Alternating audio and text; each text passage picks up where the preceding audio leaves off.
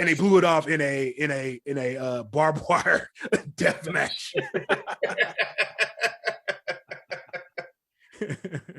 All right, so we're gonna move on from there. So we're gonna stick with the AEW train for a hot second because we got a lot of interesting WWE news. I know we're gonna go in on here in a minute. So is any of it funny? It probably is. Oh yeah. A lot of it is funny.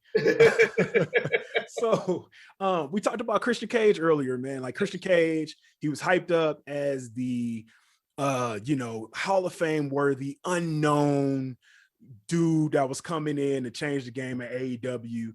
What do you think about the announcement of Christian Cage? I didn't think it would have been him. I mean, he was just on WWE, the week before? He was just in the Royal Rumble. Like, damn. Like, he was in the damn match. Like, what contract did he sign? Exactly, right. And it's like word on the street is he said that he went to the Royal Rumble. They were he was talking with WWE. They couldn't really work things out.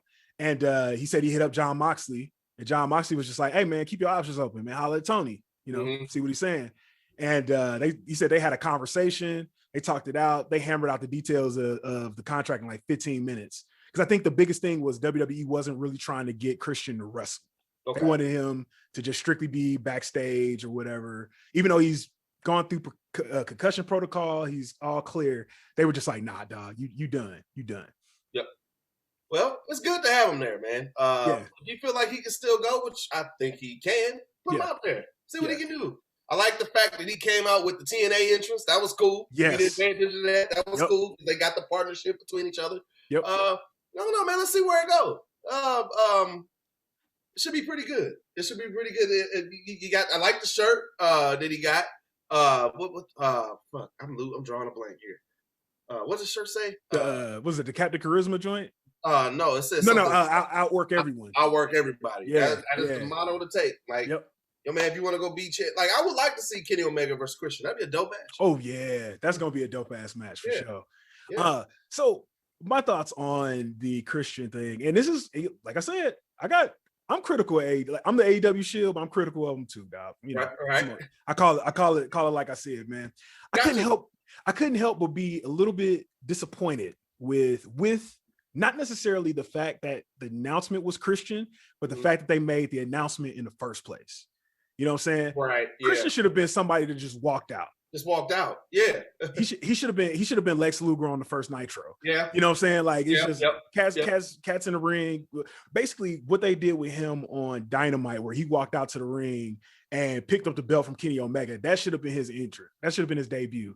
Okay. Then it would have been like, yo, he was just on Royal Rumble instead of like, instead of, oh man, hey man, he was just on Royal Rumble, but for real. I hate the fact that sometimes the surprise is lost now in wrestling because and here's, I'm gonna say this. Sometimes I don't think it's all because of someone dropped the ball.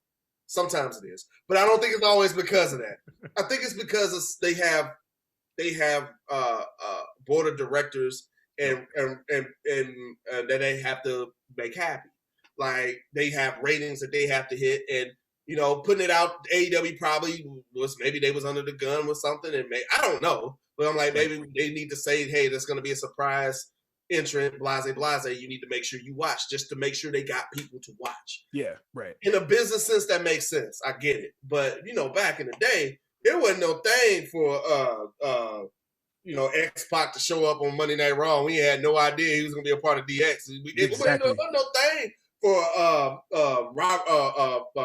Rick Rude to show up on Monday Night Raw, and then the next week, the same night, the same night, on Nitro. Yeah, that. I wish I missed those days. I miss like to me in the last 5 years, maybe 10, the biggest surprise to me was AJ Styles in the role. Yes, I couldn't believe that. I thought, I knew AJ was coming over. I thought he was going to NXT. When he came out at the Royal Rumble, I was like, what? Yeah. That was. I remember telling you back in the day, I ain't want AJ Styles to go to WWE because they was gonna mess him up. Yep. But boy, did they prove me wrong. They proved us all the way wrong. This is the best AJ Styles we've ever seen. Exactly. But he needed that time to go to New Japan and refine his character. And he needed the path that he took in order to get to WWE. And shout out to Vince for once not looking at AJ Styles as, hey, he not mine, so I ain't rocking with him. Like, all right, man. He needs to do that more often, man. I know we jumping off the bandwagon, y'all, but he needs to do that more often with these guys, man. Especially when it comes down to Mania. Like, okay, now I have to give him props right now because these are the most black champions I think we ever had going into WrestleMania. Oh, absolutely. I have to give him absolutely.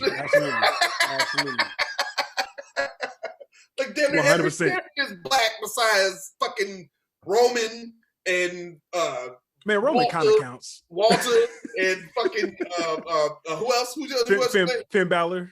And Finn Balor, yeah. Yep, Finn Balor. I'm about to say Roman kind of count, man. You know. Yeah. But he likes Samoans. He ain't like black people. That's true. He do like Samoans. You're right. Speaking of which, I heard that they were thinking about putting Ahmed Johnson to the Hall of Fame, and somebody's like, "Nah, that shit ain't gonna happen." Oh no. Yeah, that ain't gonna happen. That ain't. They said, the way he parted away from Vince, it would, them, they didn't get along. But I gotta give Vince, credit when it's due because he don't mind mending old wounds and let bygones be bygones and let's make some money, Yeah, exactly. Right. I mean, don't make the same mistake again. If the motherfucker give you a phone call, you are the first black Intercontinental Champion, nigga. Get out the Hall of Fame. I mean that in a good way. You deserve to be there.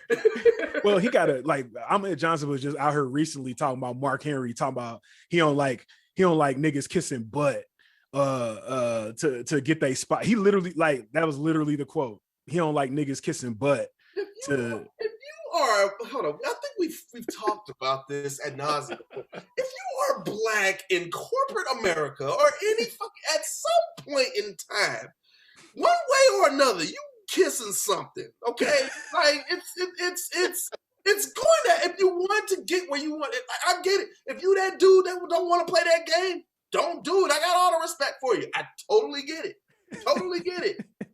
But at some point, it may not seem like he's directly kissing some ass, but at some point, put it this way: at some point, you got to pay your dues. Let's just say that. I'm about to say there's a difference between paying your dues and kissing ass. And Ahmed Johnson is one of them niggas that don't know the difference, flat out.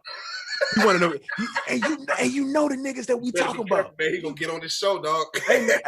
He probably gonna be like juice in the country from the Sam Ripple. Hey man, he's one of them niggas that don't know the difference between paying your dues and kissing ass. He the one that think, nigga, you show up to work early. Oh, okay. You are kissing ass, nigga. I'll say this. He knows a side of professional wrestling that we never seen. Yeah. And I know New Jack talks about it, like that whole corny shit about motherfuckers who've been around longer. I'm gonna let you take the elevator before I do, and shit like that, or I'll catch the next one, and dressing up in the other person's locker room, like the hazing shit. Yeah. Maybe they're talking about that shit, and there's no telling how long they kept us doing that dumb shit. And absolutely. Sure motherfuckers wasn't taking that shit. Yeah. Once, especially when Mark Henry broke that, he took a cast iron skip. Hold up, this is what Mark Henry did. This motherfucking Mark Henry took one of these motherfuckers, and I can't even chip this motherfucker. He bent it in half. This'll fuck you up.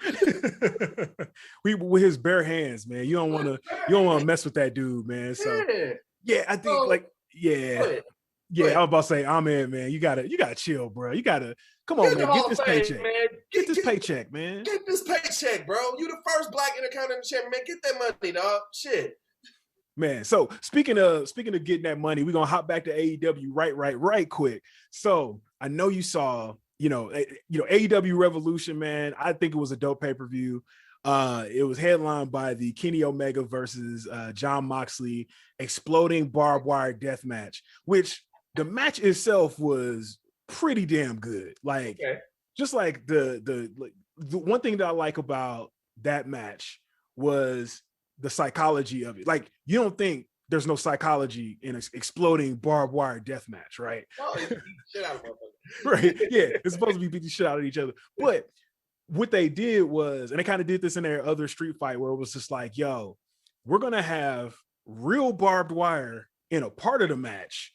We're gonna ramp up to do this thing that when you see us like hit this other barbed wire, it's gonna make you think, oh shit, they really fucked each other up. And it's like, oh, this is the gimmick shit over here. Right. So they, you know, they did that. So they going through the spots, the barbed wire turn, they close up, they got scratches all over them. And I thought it was a really good use of the exploding, you know, ropes or whatever. There was one spot where Kenny Omega, I can't